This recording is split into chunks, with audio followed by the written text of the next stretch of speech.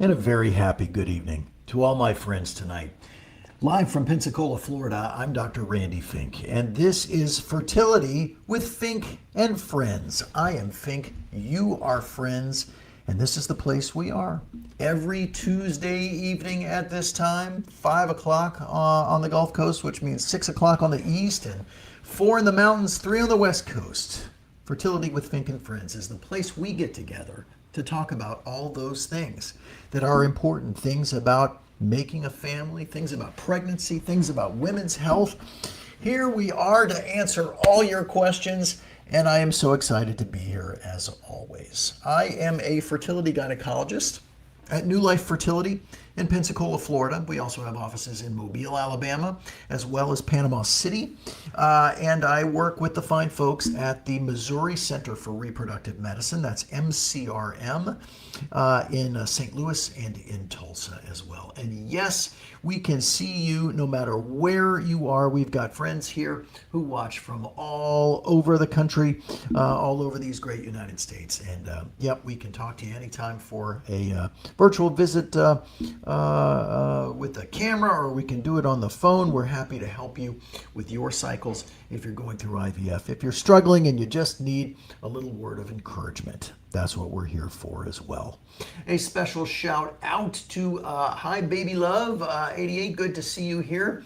Looks like Lil Jax. Hey, how are you? Nice to see you here tonight. Kowser, good evening. Priest Lana, you are number 1 here for me tonight. Thank you for joining. Sheila, 125, how are you tonight? And thank you for the kind words. Looks like Mohammed Niha. It's nice to see you here as well. We've got a couple of different feeds here. So this is my Instagram feed, and that's Randy Fink, MD. This is New Life Fertility right here. We also have MCRM Facebook. We have New Life Fertility. We have the First Fertility Network, of which we are a proud member. We've got LinkedIn. We've got YouTube. We have all manner of social media to connect with you here tonight. So if you've got questions, we've got answers. Lay them on me. This happens to be this is Retrieval Week here at New Life Fertility in Pensacola. So we're doing IVF retrievals this week, and of course that means that we have stimulated ovaries over the course of the last 9 to 12 days, and we are retrieving eggs this week. Good evening, Dr. Noreen. Thank you for being here, who I will say is one of the finest internists I know. And I think, yeah, you were actually in the office today, and you didn't even stop by to see me. So duly noted, ma'am, duly noted.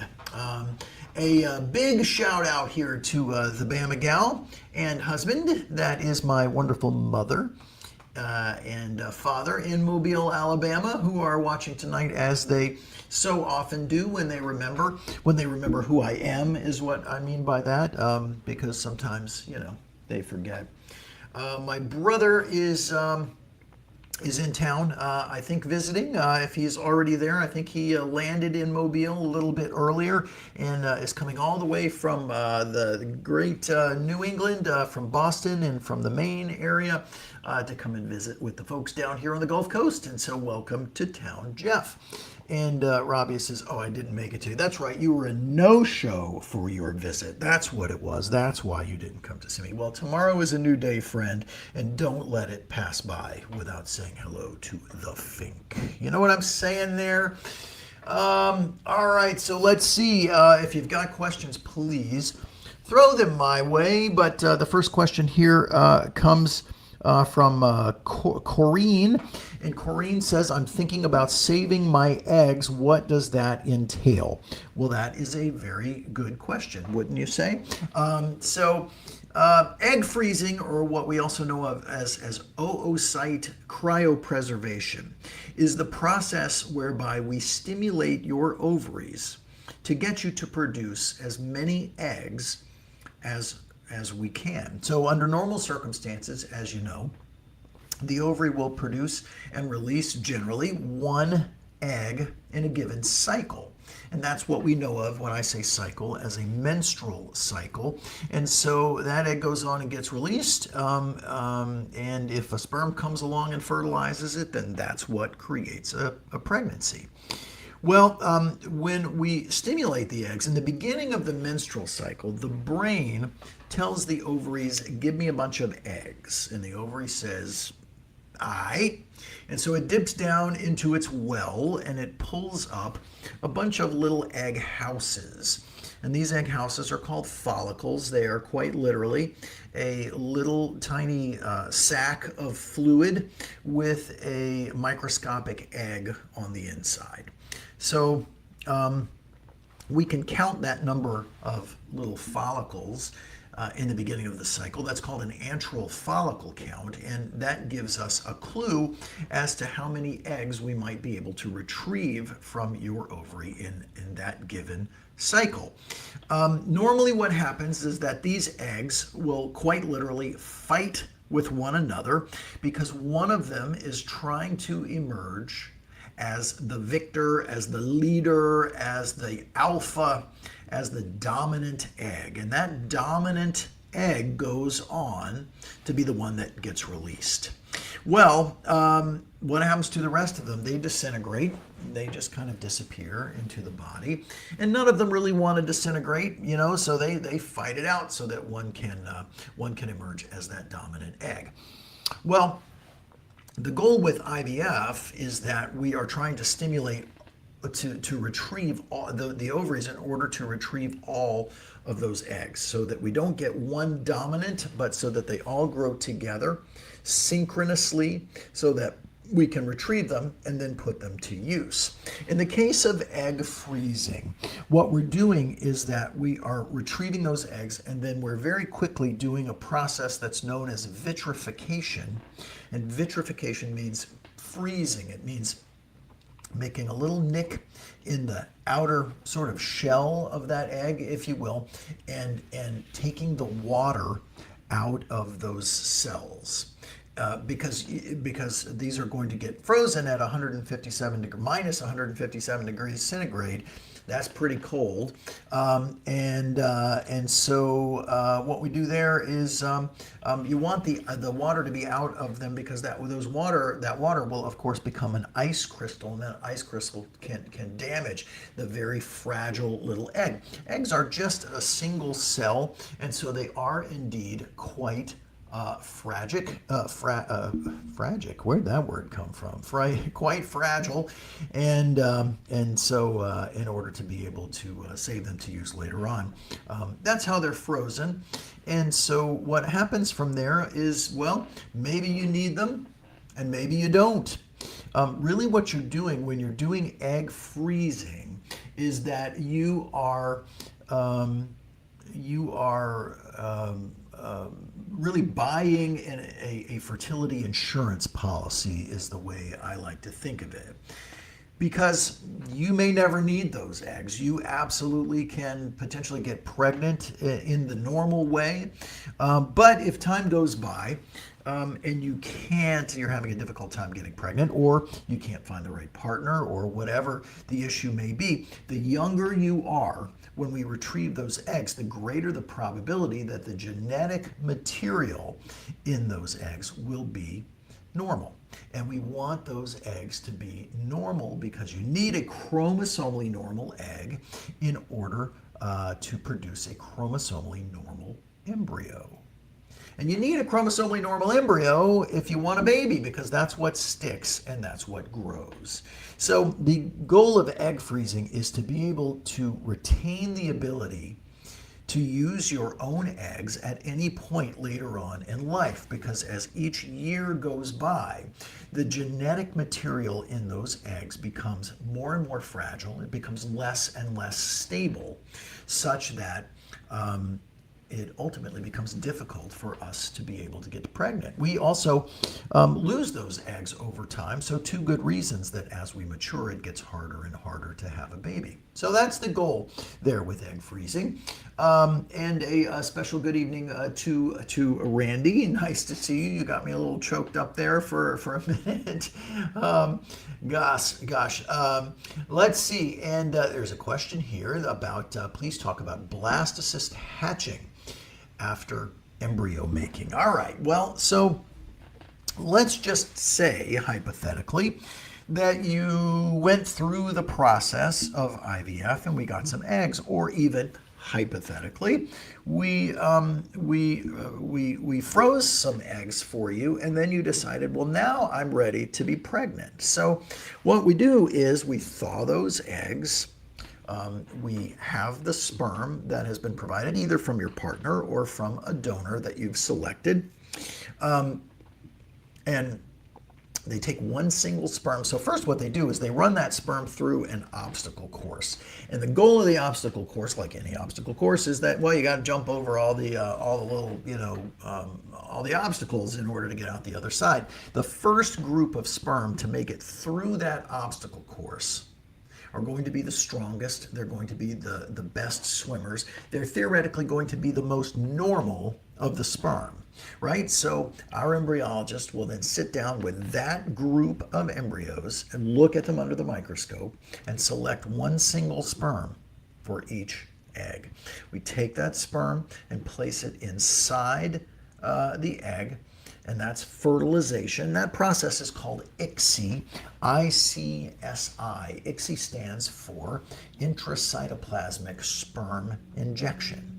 And so that's how an embryo is made. So then we look at those embryos the next day to see which one's fertilized, which one seems to have done what it's supposed to do and started to grow. It started to grow into a little tiny human being. It starts out with just a couple of cells, and those cells multiply. 2 become 4, 4 become 8. By the time you're at 3 days old, this embryo, it's got between 6 and 8 cells. But then it goes through this massive undertaking between day 3 and usually day 5. Day 5 is what's known as a blastocyst. And by the time that embryo becomes a blastocyst, it's got between 150 and 250 cells. So from 6 to 8 cells all the way to 250 in just a couple of days. If it makes it that far, then we know it has a higher probability of being chromosomally normal. And again, we want that chromosomally normal embryo in order to make us a baby.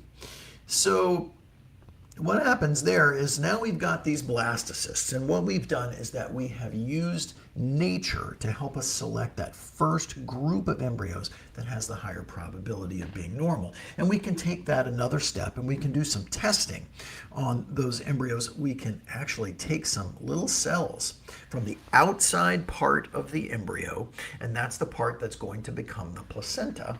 Take a few cells from there, and that's called PGTA, pre-implantation genetic testing for aneuploidy. Aneuploidy literally means abnormal chromosomes, and we can test the chromosomes in those embryos.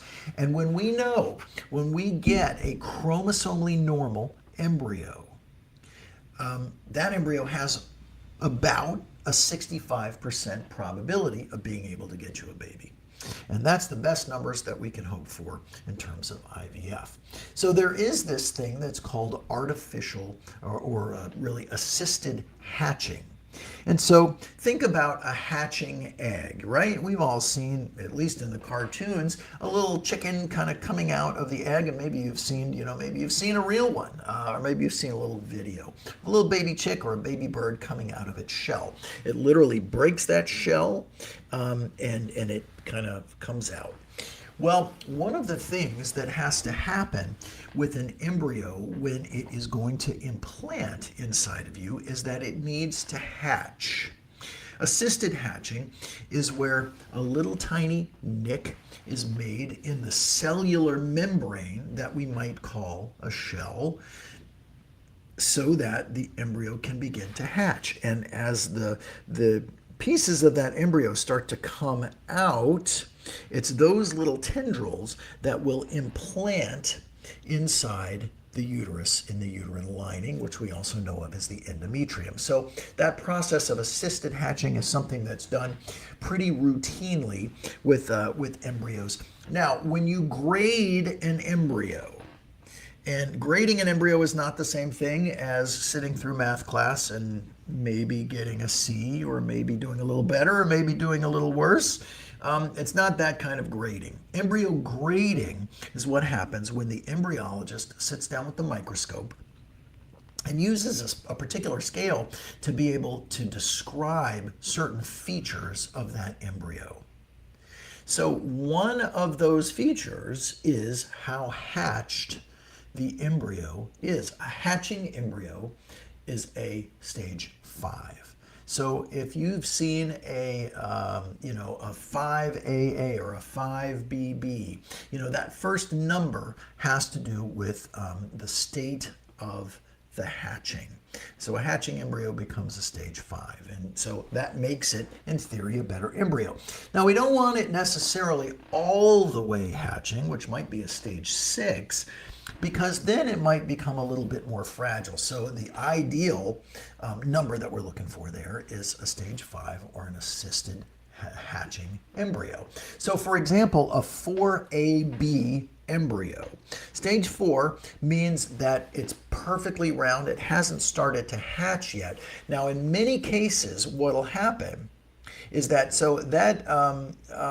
that grade is assigned when the embryo is frozen.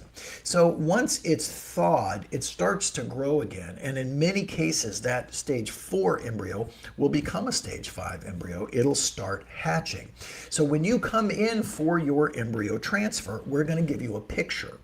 And in that picture, you may see what looks like something that's kind of bursting forth from that embryo, and that is that hatching process. So normally we don't actually upgrade the embryos because it doesn't change anything really at that point. It's all just a question really of nomenclature.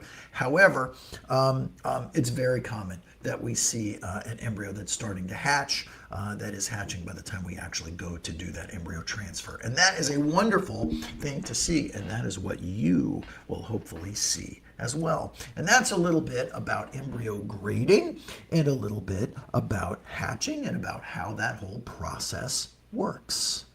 Now, Corinne had a follow-up question here, and that was, what are the criteria I might use for donor sperm? Well, medically speaking, there's really only two things that are the most important. One is all these donor sperm donors, I should say, have been tested for genetic diseases that they might carry. We have a very colorful, as I like to say, we have a colorful genome, which means to say that we carry a lot of different things in our chromosomes. Most of them are buried. Most of them really don't have to do a whole lot with our lives unless we happen to carry the same thing as our partner. And so we can do a test for hundreds of what we call autosomal recessive genetic diseases, which if you happen to be positive for and your partner happens to be positive for, it gives you a 1 in 4 chance of having an affected baby. And the time to find that out is before you get pregnant, because we can prevent you from having an affected baby, which sounds like a pretty good idea if you ask me. But so we identify what you happen to be a carrier of, and then you go and look at the sperm bank, which will list what these donors were carriers of, and you just make sure that you're not carriers of the same thing. That's a pretty easy one. The second thing that we look for when choosing a sperm donor is the status of your CMV. CMV stands for cytomegalovirus. Cytomegalovirus. Most of us as adults have been exposed to CMV. And CMV is kind of like, it kind of would feel like it's a bad flu. It's just a viral illness. But if you contract it when you're pregnant, it can be really catastrophic on a pregnancy. It is, for example, the most common cause of congenital deafness in offspring, CMV.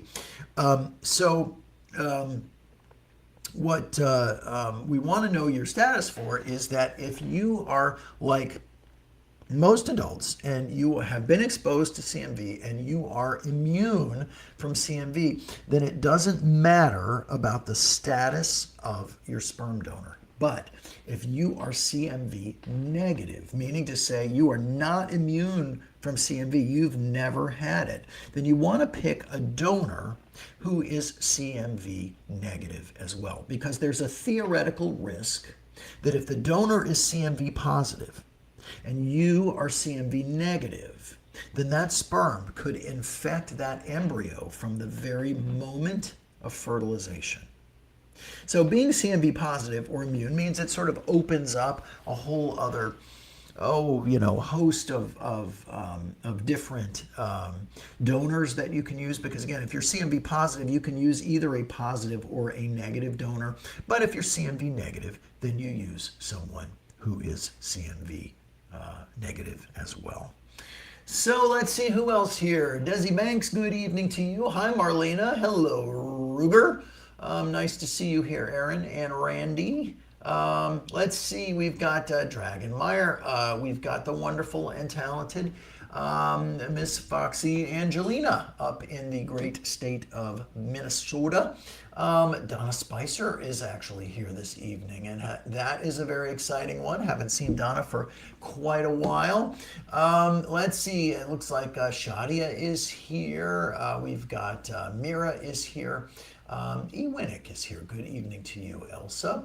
And Bryn Holm, hello, my friend. Bryn says, Neupogen is so expensive. Does it make a true difference during an FET?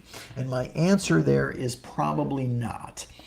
Probably not in most people. And in my world, there is a very narrow indication for using Neupogen, and that is actually in someone who had a difficult time building their endometrial lining, because Neupogen will actually help with a uterine lining. We can also use it in some cases of recurrent pregnancy loss by doing an intrauterine wash with it. But there are some programs who use Neupogen routinely in a sort of catch-all immune type protocol, thinking that, well, it's going to help someone, but rather than testing everybody, it might not hurt anybody, so therefore we can just use it.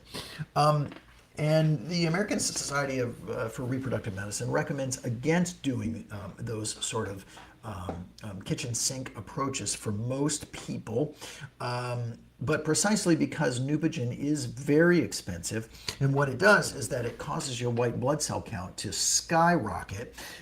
It makes people very nervous when they see those results. You know, your normal white blood cell count may be 10,000 or so, maybe even less than that. If you're sick, gosh, it can get up to 12, 15,000. Your white blood cell count becomes 40,000 or so when you're using Neupogen. So I don't typically use it unless it's for that very specific indication. It is not something that probably works it is not something that works for everyone, but it's something that some programs will use because we know that, well, it may work in some people and it may not harm most people, except for perhaps at the level of the checkbook.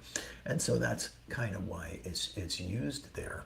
I missed a couple of folks over here on the New Life Instagram side. I didn't say hi to Angela Sack. Good evening, Angela. It's nice to see you as well. I don't think I saw you in the last couple of weeks. Haley26 is here as well. Let's see, we had another question here from Kowser. My vitamin D level was 25. My Thorne prenatal has 1,000 IUs, which is international units, and I'm taking an extra 2,000 daily at 12 weeks. Should I continue the extra dose or only the prenatal?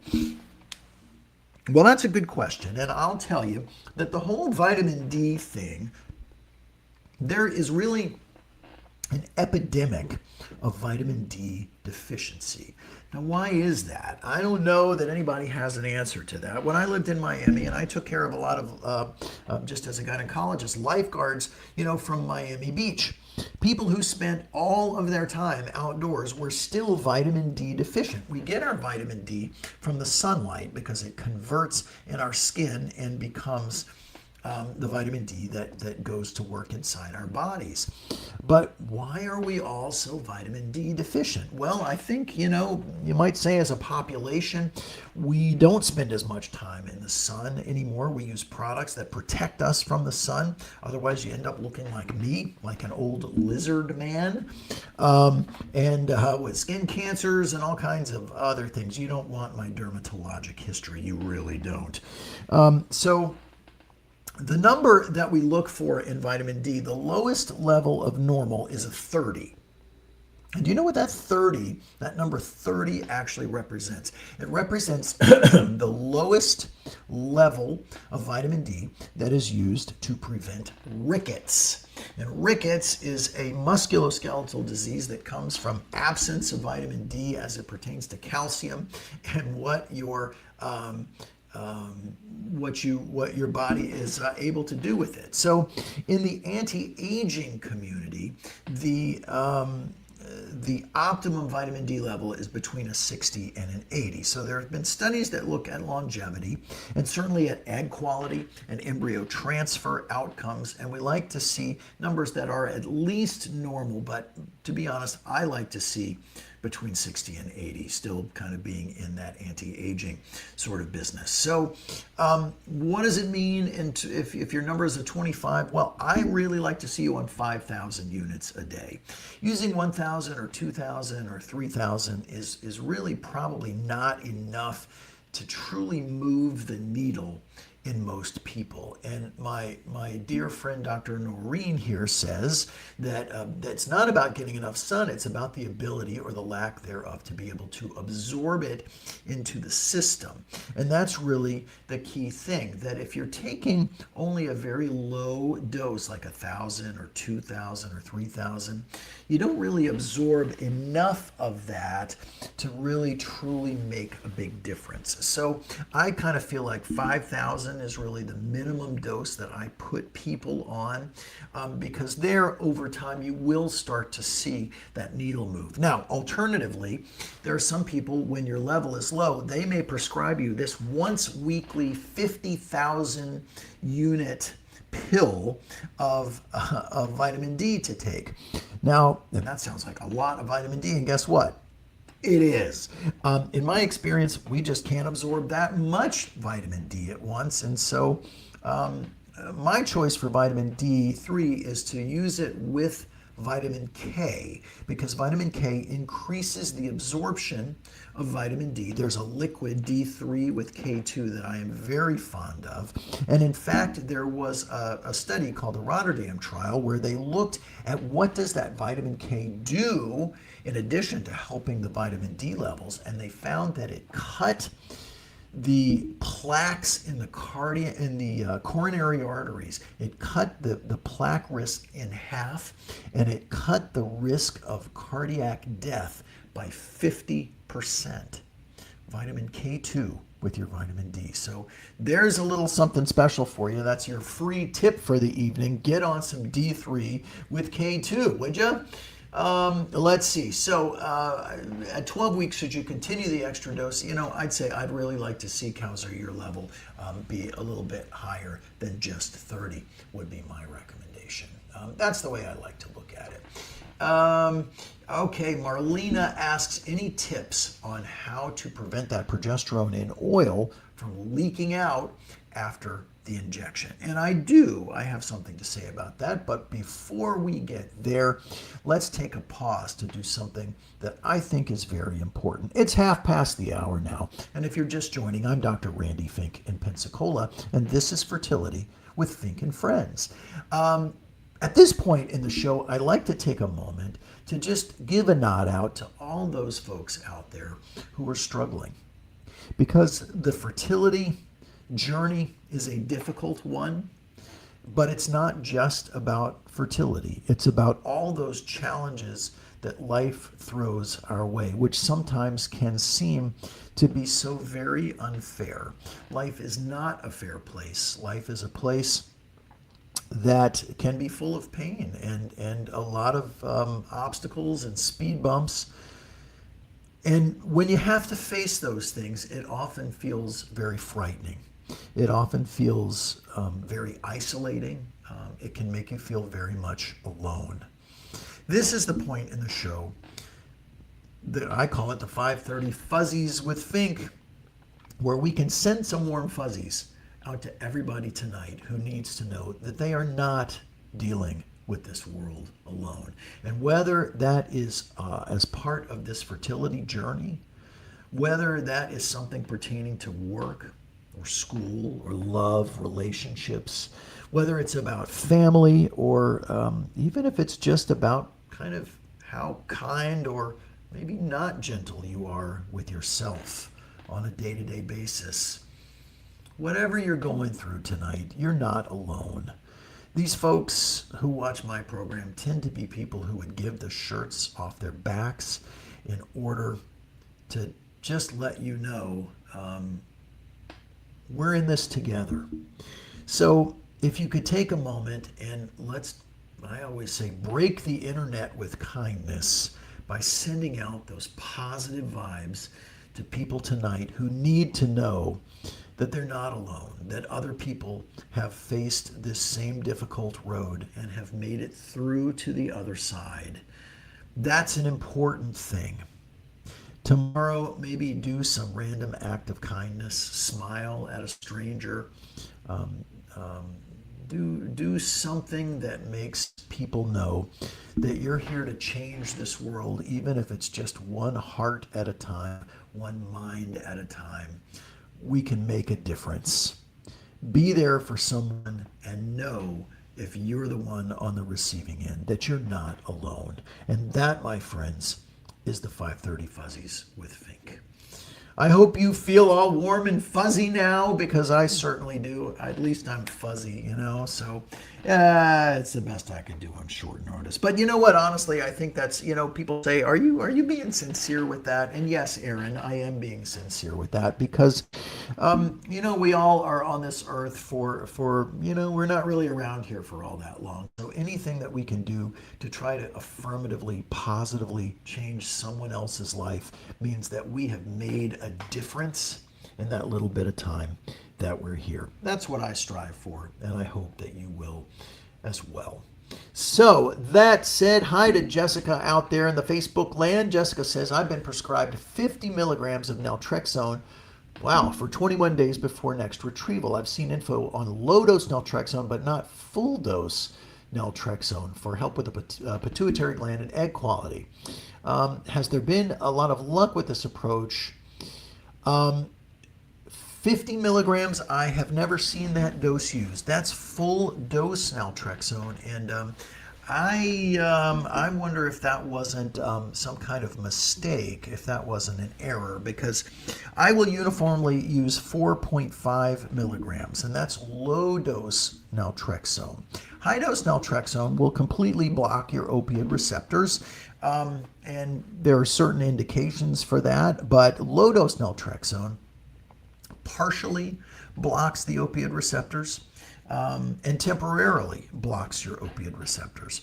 And when that blockage goes away, it has a reflex increase in your endorphins. And those endorphins are a stimulant for your immune system. The good parts of the immune system it stimulates, and the bad parts of the immune system it suppresses. So low-dose naltrexone has been around for a very long time, particularly in the anti-aging community. I also use it quite a bit as a kind of a generic immunosuppressant for people whose immune systems are all activated, and we use it very commonly for folks who have a diminished ovarian reserve or when we have concerns about egg quality. But in a dose of 4.5 milligrams, I have never seen full dose naltrexone used for that purpose. So it makes me wonder if somebody didn't accidentally put in the wrong dose. And I think that that's probably worth a phone call, Jessica, because I think that's an unusual one. I hope that that helps. Kelly Lee is here as well. Hi, praying for everyone, Kelly says. Everyone in here going through this journey, we are counting down the days until our transfer next week. Kelly, I am excited for you. We all have our fingers crossed. This is going to be a good one. Yes, indeed. And thank you for those prayers. I think it really does make a difference there. We've got Green Rock here, the legit Brit. Haven't seen you around for a while. Hello, Noodles. Good to see you this evening. Sharf Nap, thank you for being here. Priest Lana says love and kindness to everyone. And Kowser sends a thank you as well. And hi to Heather K. Hi, Heather K. Hi. Hi, Heather K. It's good to see you here too. Let's see. I got a question here from Nettie that says, can I transfer my embryos to you? The answer is why, yes, you certainly can. We'd be happy to help. So when embryos are frozen, they're cryopreserved. That puts them basically puts them onto pause. It stops what they're doing. It stops them in time so that they are there for you thanks, Marlena. I did forget. She says, don't forget those tips for the PIO. Yeah, you're right. I completely forgot. Thank you. We'll go back to that in 1 second. When the embryos are frozen, as I was saying, it stops them in time.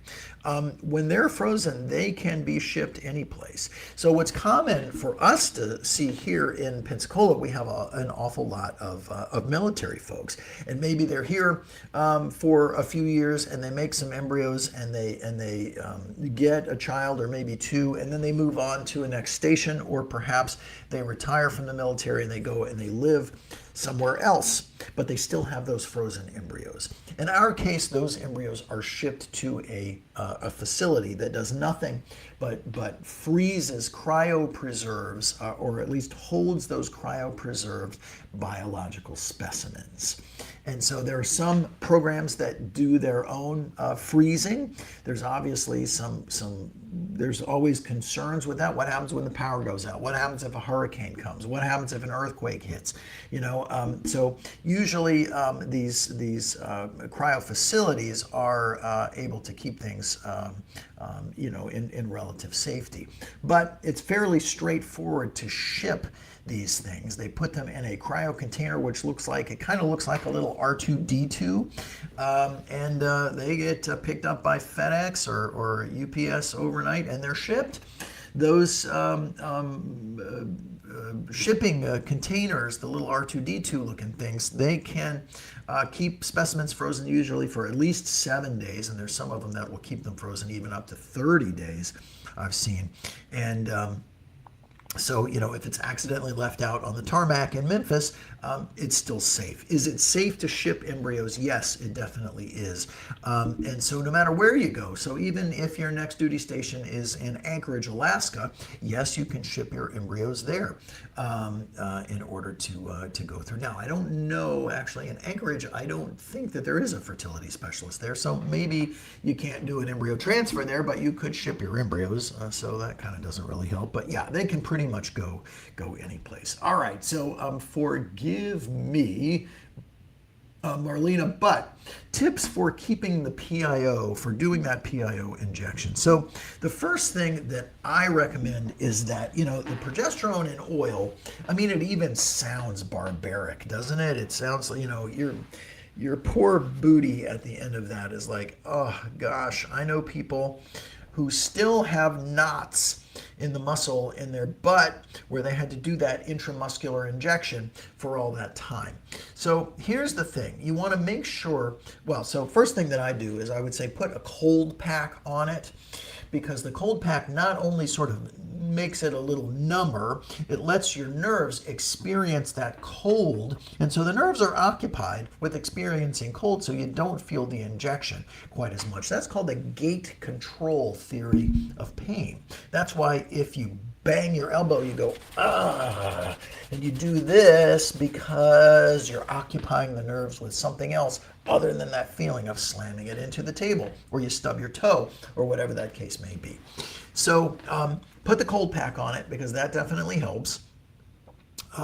When you do the injection, you want to make sure that that injection is going into the muscle, that it's not going into the fat. Now, we all have a fat pad that sits over top our gluteus muscle. And that's not a judgment on anyone. That's not saying anything about anybody. We all have a fat pad.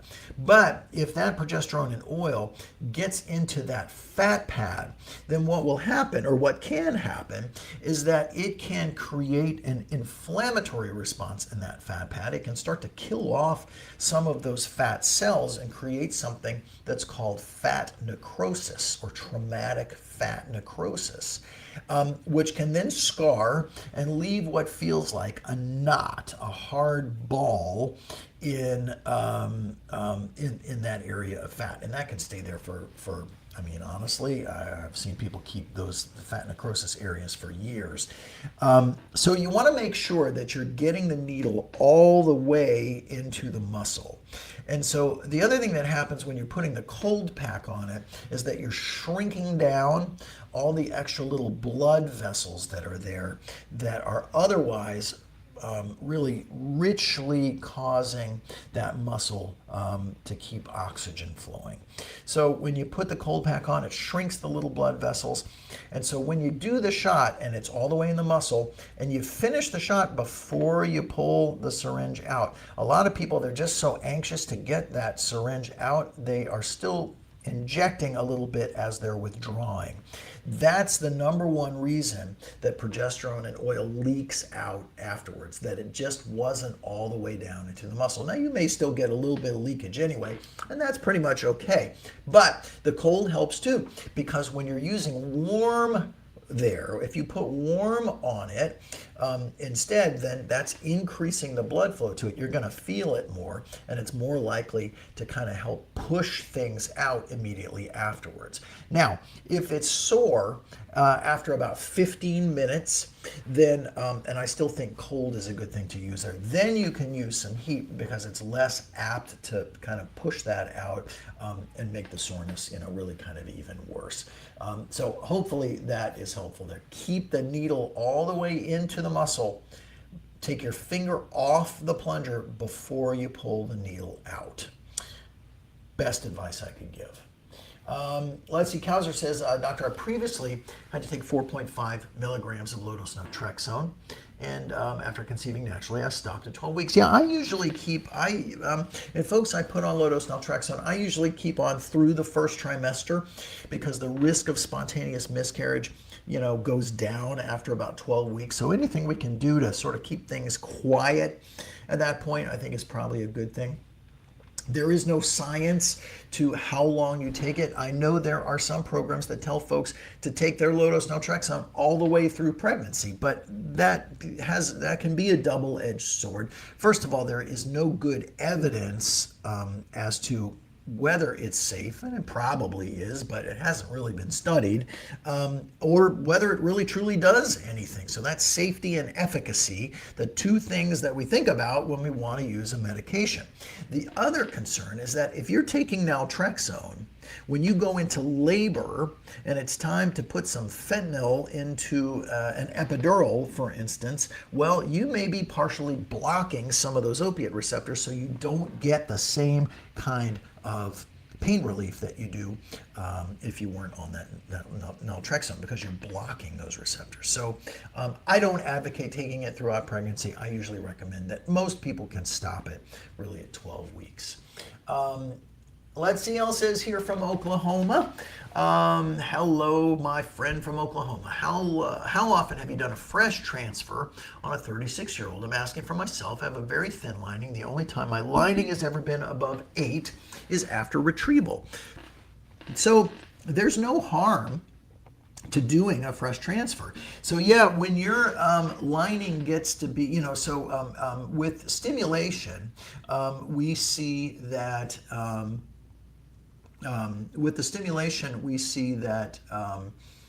you're kind of really maxing out on what your estrogen levels are going to be, because you're getting that medication. That medication is causing you to make estrogen, or rather is causing it's causing your follicles to grow, and those follicles make estrogen, and that estrogen builds your lining. So a fresh transfer in many places is said to have a little lower success rate compared to a frozen embryo transfer. And that it's really counterintuitive to a lot of people.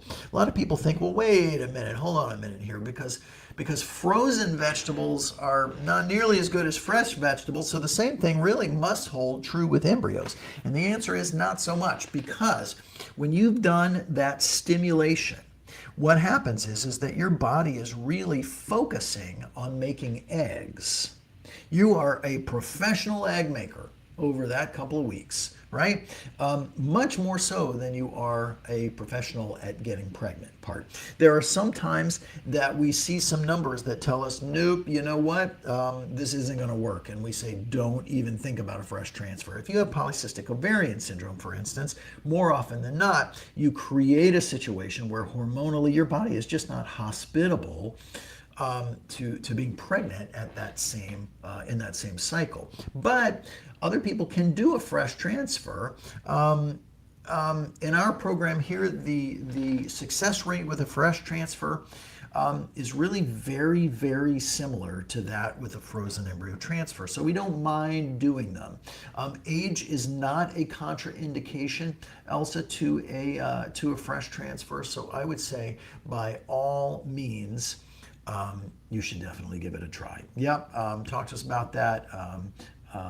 Now, sometimes there's a little bit more of a logistics issue when it comes to fresh transfers. We may want to, and especially if you're in Tulsa, the embryo can't go back to Oklahoma from St. Louis. The embryo would stay, which would mean that you would do your fresh transfer really after your retrieval in that next week in St. Louis. So do you go home? Do you come back? That part's up to you. So there can just be some logistical concerns depending on which clinic you are using. A special good evening to Zenaida in South Florida. It's wonderful to see you. And she says, good afternoon, Dr. Awesome. Oh, you say all the right things. Please stop. Okay, one more time. One more time, just once more. Thank you. Haley says, so wait a minute, hold on. Heat is okay after progesterone and oil, and thank you for the transfer yesterday. Fingers crossed there, friend. And thank you, Robbie, for sending such good vibes along with you. You have such good energy, my friend. So Haley, yeah, you can. So here's the thing, like I say, I wouldn't want you to put heat on it right away, because while heat does increase the blood flow to it, it can actually make it a little bit more sore and can actually cause a little bit more leakage out of the site where you injected. So I would say a little bit later on, after it's calmed down a little bit, if you feel like you need to, then yeah, you can use heat. But from a soreness standpoint and from a pre-injection standpoint, use cold. Yeah, for sure. Lisa, good evening, my friend in St. Louis. It's great to see you here. I appreciate you stepping on to join us. Just to follow up with Haley, the cold isn't helping after my injection site from yesterday is still hurting today. Yeah, I will say that the medical term we use for progesterone and oil is, I would say, it sucks. It really is. It's not pleasant. It's a big, thick, viscous liquid that goes into a sensitive muscle. And yeah, I mean, it can cause, you can get a bruise down in that muscle as well. And that's one of the reasons why when you place the needle into the muscle, you pull back on the plunger a little bit to make sure that you're not in a vessel. So it's not such a big deal that, oh gosh, you put progesterone into a blood vessel, because it's going to get in your blood vessels anyway. And there's no big vein or anything back there that you're going to stick it into. But the other, kind of concern there is that, well, if you're right on top of a vessel, you're much more likely to end up with a bruise. And it may be on the skin, or it may be kind of deep down in the muscle there, and that will make it continue to hurt. Now, I personally have not had to use progesterone in oil. For what I hope are obvious reasons. But those of you who have used it before, correct me if I'm wrong. One, it sucks. Two, though, your body does get used to it. You get a little more accustomed to being able to give yourself that shot, or if someone is giving you that shot, it gets a little easier as time goes by. I do have people who say, well, gosh, what happens? I'm going to have a real hard time giving myself a shot, and my partner doesn't want to do it. They're not comfortable with it. Almost everybody knows a nurse or a medical assistant or a paramedic. I have had folks who will go into the office every time, and for an injection, that's kind of a lot to do. You can go to the fire station. You know what? The paramedics will happily give you that injection, or one of the firemen, they can do that if they're willing. Many places are. So there are ways around it, but the good news is there, Haley, that it doesn't stay quite as brutal. Marlena says it definitely gets easier, like you said. It gets easier, but that doesn't mean it's easy. Because you know what? If it was easy, everybody would do it. And you are the special one here, right? Absolutely. Marlena, thank you for that feedback there. Does a GLP-1 before transfer help? Well, so the GLP-1 medications are a good thing in general. Yes, they are a good thing because they do decrease inflammation.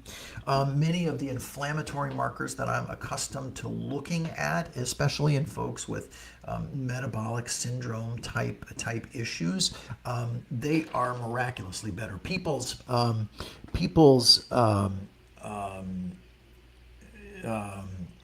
what do you call it? I'm sorry, I just heard a siren right outside, and it distracted me there. People's inflammatory markers improve, their hormones get better. A lot of times people who are, go on the GLP-1s, they start to lose weight, their hormones correct, and then they spontaneously get themselves pregnant. Now, you're not supposed to get pregnant when you're on the GLP-1 for 2 months. It's supposed to be 2 months, so says the FDA. But yeah, I'm a big believer in the GLP-1s because I really see it do a lot of good things for people's bodies, for the hormones, for the inflammatory markers. Very nice thing. Meg Johnson, hi, and Tara, good evening to you. Fraley, hello, and Peachy, howdy, Peachy. Mariel, nice to see you here this evening as well. Let's see, so here is a good question. What about, atypical question, what are your thoughts about getting a breast augmentation while doing an embryo transfer? So I would say the answer to that is, so you can definitely look into it, but here's what I hope will happen. You're going to, so first of all, there's no good reason to get all that anesthesia in your system in that very same cycle where you're about to get pregnant. I would really rather you not do that. The other thing that's going to happen is that it takes a while, for breast augmentation to recover, for it to completely heal, for the swelling to go down, for some of the immediate autoimmune effect of encapsulation to kind of start to get better. And as you know, once you get pregnant, one of the very first signs of pregnancy is going to be that your breasts start to get sore and they start to get bigger. And they are going to get bigger with your pregnancy. And if you're still recovering from that breast augmentation, There ain't no telling how much misery you might be in from those really sore and really, really large breasts. So the other thing that happens is, of course, as we go through pregnancy, the suspensory ligaments that hold the breast in place start to stretch. And this is another thing that just kind of happens with age. But this is why those breasts may be here now. They're going to get larger with pregnancy. You might breastfeed afterwards. And so you just kind of want to make sure that the type of augmentation doesn't prevent you from doing that. But then once things shrink down, those ligaments that are holding the breast there, they have been stretched. And so that's why the breast starts to fall a little bit more. And people talk about their breasts, think about needing a breast lift even at that time. Now, sometimes an implant can accomplish the same thing as a lift depending on what you have going into it. But when immediately trying for pregnancy is generally not the best time to be going for a breast augmentation, because again, hopefully very shortly after that FET, you're going to be pregnant, and then everything is going to change. So the other way to look at that, is it worth spending that much money to get what you think of as perfect breasts, only to then have your pregnancy change them inexorably, where then maybe afterwards you might want to do something else. Now, here's the other news. People talk about, hormones. Hormones must be so bad, and hormones this and hormones that. Did you know that about 50% of women who have a breast augmentation end up having more surgery on the breast for cosmetic purposes? Or maybe it's to remove the implants, or maybe it's for a lift, or maybe it's to change the implant or something. 50%, 1 in 2, I am told, end up having additional surgery. That ought to be a headline that's on the front of the newspaper, because that's kind of a big deal. So I'd say wait until after pregnancy is probably a better time. Angela asks, how many months do you need rapamycin before an egg retrieval? So rapamycin is also known as sirolimus. It is a medication that is used experimentally for egg quality. There's some pretty good studies in 2025 that looked at a particular protocol starting 21 days before the start of stimulation and ending with the trigger shot. However, and that seemed to really make a difference in the outcome. It made for better quality eggs, and it made for better quality embryos. The problem I have with that is that the biological mechanism for that doesn't make sense to me.